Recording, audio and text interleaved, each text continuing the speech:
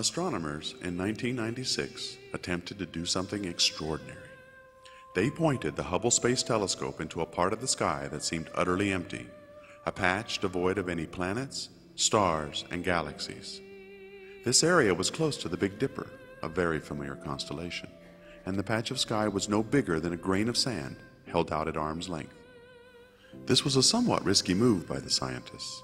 After all, observing time on this telescope is in very high demand, and some questioned whether it would be wasted trying to look at nothing. There was a real risk that the images returned would be as black as the space at which it was being pointed. Nevertheless, they opened the telescope and slowly, over the course of 10 full days, photons that had been traveling for over 13 billion years finally ended their journey on the detector of humanity's most powerful telescope. Their feeble signals collected almost one by one. When the telescope was finally closed and the images were processed, the light from over 3,000 galaxies had covered the detector, producing one of the most profound and humbling images in all of human history. Every single spot, smear, and dot was an entire galaxy, and each one containing hundreds of billions of stars. Later, in 2004, they did it again, this time pointing the telescope towards an area near the constellation Orion. They opened the shutter for over 11 days and 400 complete orbits around the Earth. Using detectors with increased sensitivity and filters that allowed more light through than ever before, over 10,000 galaxies appeared in what became known as the Ultra Deep Field, an image that represented the farthest we've ever seen into the universe.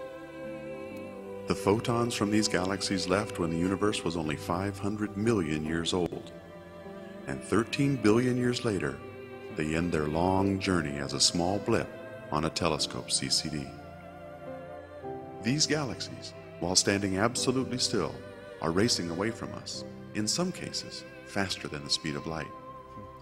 The space-time between us and everything else grows larger by the minute, pushing the galaxies in this image to a distance of over 47 billion light years. And because of universal expansion, the farther something is away from us, the more its light is shifted toward the red and the faster it appears to be moving.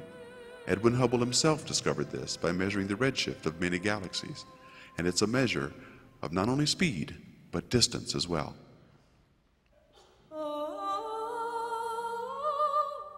Recently, Hubble scientists put the icing on the cake.